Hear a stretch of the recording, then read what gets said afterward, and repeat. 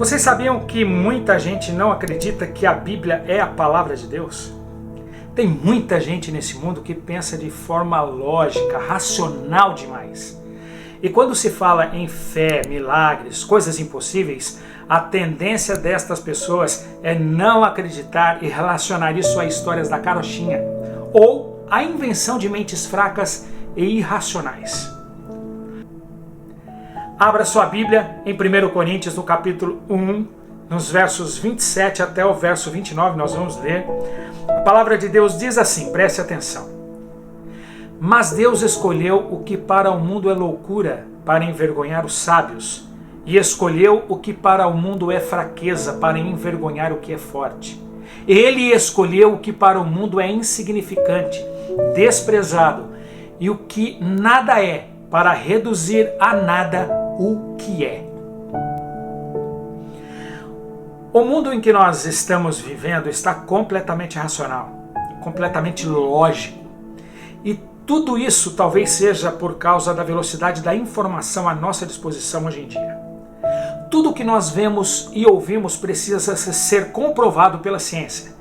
Precisa ter uma coerência acadêmica ou precisa ser coerente aos sentidos naturais de nós, seres humanos. Ou pelo menos ser coerente ao Google. Até mesmo muitos cristãos que ouvem a respeito do sobrenatural em suas igrejas e leem isso na Bíblia constantemente, passaram a querer uma confirmação racional para o ilógico e para a fé.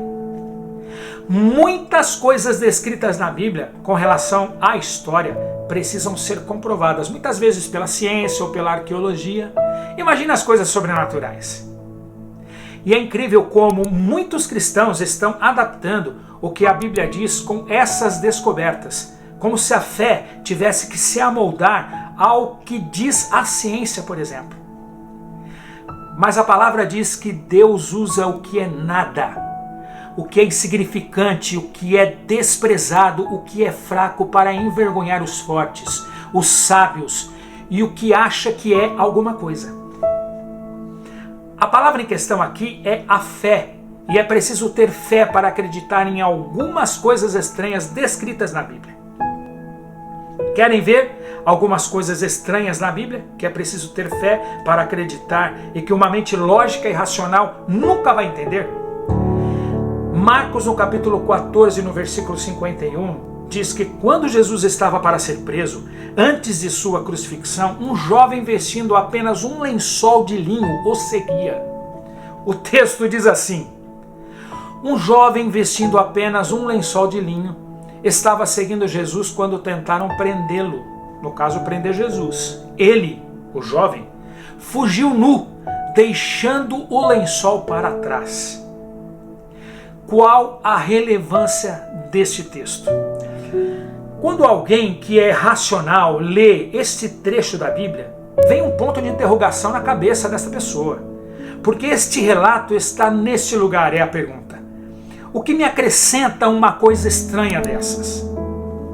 Agora, se fosse somente este texto, tudo bem. Foi uma coisa isolada, mas não é. A Bíblia está repleta de textos estranhos desse tipo. Querem outro texto?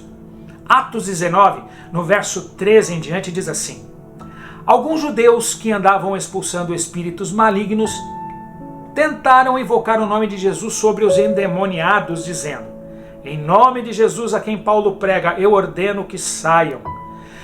Quem estava fazendo isto eram os filhos de Seva, um chefe dos sacerdotes. E abrindo aqui um parênteses, os filhos de Seva ou eram sacerdotes ou aspirantes ao sacerdócio. E o versículo 15 continua dizendo assim: um dia o espírito maligno lhe respondeu: Jesus eu conheço, Paulo também, mas vocês quem são?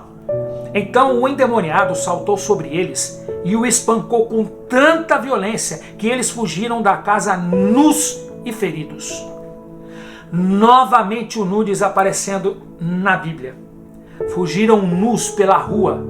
Mais uma vez vemos coisas estranhas acontecendo que mentes ilógicas não conseguem acreditar. Querem ver outro texto?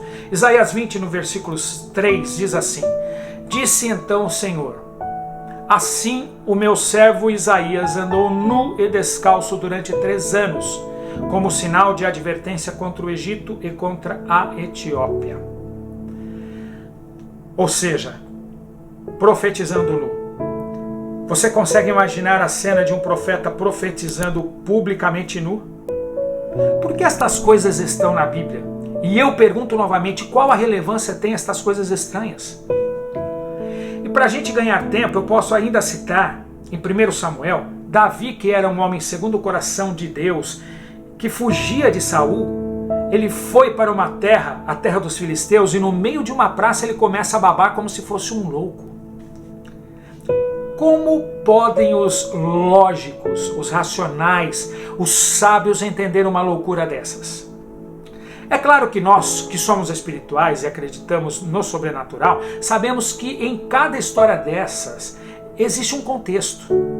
Mas aqueles que acham que são alguma coisa, nestes momentos são confundidos por Deus para não entender absolutamente nada e não dar crédito para estas histórias que aos seus olhos não tem pé nem cabeça. Essa é a verdade. E vocês acham que existem somente estes textos que parecem uma aberração bíblica? Não. O dilúvio, por exemplo, aos olhos lógicos e racionais, foi impossível de ter acontecido. Como pode um homem chamado Noé ter construído uma arca onde muitos animais, 2 de cada espécie, vieram e entraram na arca organizadamente e se acomodaram dentro da arca, cada um em seu lugar? Em seu lugar determinado, hein? Sai para passear com seu cachorro sem coleira para você ver o que acontece. Como acreditar que a cobra falou com Eva? Ou que a jumenta de Balaão falou com ele à beira do caminho? O pastor amigo meu, que me inspirou para falar sobre este tema, me contou que ele fazia pedagogia na Universidade Federal do Paraná. E uma professora que era doutora, praticamente uma papisa em pedagogia, que todo mundo respeitava a mulher na sua área, ela tinha mestrado, doutorado, pós-doutorado, pediu que ele explicasse no que ele acreditava. Pediu que ele discorresse sobre sua crença. Então ele começou explicando a criação e discorreu até a redenção. E a mulher não interrompeu ele em nenhum momento. Quando ele acabou sua dissertação, depois de um longo tempo ali sentados estudando, a mulher de mente lógica, racional e acadêmica perguntou a ele: você acredita mesmo que a cobra falou? Como explicar para essas pessoas que o sol parou enquanto Moisés estava com as mãos levantadas para cima? E que enquanto isso acontecia, Israel ganhava a guerra. E quando ele abaixava os seus braços, as suas mãos, Israel perdia a guerra. Como explicar isso para essa pessoa? Logicamente, ele vai te dizer: o sol não para, porque a terra é que gira. E se a terra parasse, imagine as consequências disso. Ele vai te dizer isso.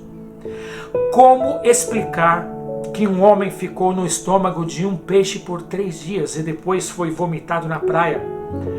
Como explicar para essas pessoas que você está na contramão do mundo, onde todos guardam um dia específico, como por exemplo o domingo, e você guarda um dia totalmente diferente do mundo, o sábado? O texto que lemos no começo, em 1 Coríntios 1:27 em diante, diz que Deus, com essas coisas estranhas, confunde e envergonha os sábios, os lógicos, os racionais, os que acham que são alguma coisa, os poderosos da terra. E vocês sabem por quê? Porque essas pessoas não discernem as coisas espiritualmente. Elas adoram uma deusa chamada deusa da razão. E só acreditam em tudo que é comprovado pela ciência ou pela lógica humana. Mas com Deus não é assim. A fé é algo transcendental que está fora do escopo da ciência. A ciência nunca vai conseguir explicar Deus. E o pior de tudo é que as coisas estranhas de Deus nunca permitirão que estas pessoas conheçam a Deus profundamente, plenamente, a não ser que elas nasçam de novo. Mas infelizmente o nascer de novo é impossível para elas. Elas não entendem isso. Como pode alguém nascer de novo sendo velho? Foi a pergunta de um racional, lógico e poderoso membro do Sinédrio chamado Nicodemos. Nós acreditamos sim que a primeira vez que choveu foi por ocasião do dilúvio e que os animais entraram de par em par dentro da arca organizadamente. Nós acreditamos sim que um peixe enorme engoliu Jonas e que depois de 3 dias ele foi vomitado na praia para cumprir um propósito de Deus. Nós acreditamos sim que o sol parou e o povo de Israel ganhava a guerra enquanto as mãos de seu líder Moisés permanecia para o alto. Nós acreditamos sim que o povo rodeou Jericó e no 7º dia, depois de rodear a cidade 7 vezes, quando eles gritaram, as muralhas vieram ao chão. Nós acreditamos sim que o mar se abriu e o povo de Deus atravessou em seco. E sabem a coisa mais louca e estranha da palavra de Deus, da Bíblia, que confunde completamente os racionais, os lógicos, é que Deus é grande demais para se preocupar com as coisas pequenas, mas Ele se preocupa com as pequenas coisas deste mundo, sim. Como pode Deus, sendo tudo, se importar com nada que somos nós? Como pode Deus, sendo o maior de todos, se importar com o menor de todos, eu e você? Como Deus, sendo tão grande, escolheu contar os números de cabelos que você tem na sua cabeça, por exemplo? Para quê? Que relevância tem isso? Deus está dizendo para mim e para você hoje, você é tão importante para mim, que até o que não é importante para você, até o respeito é importante para mim. Se teu sorvete preferido é morango com chocolate, Deus sabe. Se a tua cor preferida for azul, Deus sabe. E vocês querem ver a coisa mais estranha da palavra de Deus, da Bíblia, a coisa mais estranha e louca de todas, que confunde não somente os lógicos e os racionais, mas confunde também até mesmo alguns cristãos que acreditam nas coisas espirituais. Deus deu o que Ele tinha de mais importante para Ele, para salvar você, seu único filho Jesus. Que coisa louca! Deus se tornou homem para ser humilhado, cuspido, rasgado, escarnecido, xingado, torturado, assassinado, para que qualquer um de nós, ser humano, receba de graça a vida eterna. A coisa mais estranha foi que o preço do resgate foi a vida de Deus, e nós só iremos entender isso na eternidade, quando o próprio Jesus que morreu por nós nos explicar. Deus pega as coisas loucas desse mundo para confundir e envergonhar os racionais e lógicos. Como pode um bebê vir a esse mundo e se entregar na cruz para a salvação de muitos? Muitos não acreditam e não entendem isso. Se um dia você for tentado a esquecer ou a duvidar desta loucura, lembre-se, preste atenção, lembre-se disto, porque Deus amou o mundo tanto, tanto, tanto, que deu o seu único Filho, para que todo o que nele crer tenha a vida eterna. Esta é a maior loucura da Bíblia, esta é a maior loucura de todas.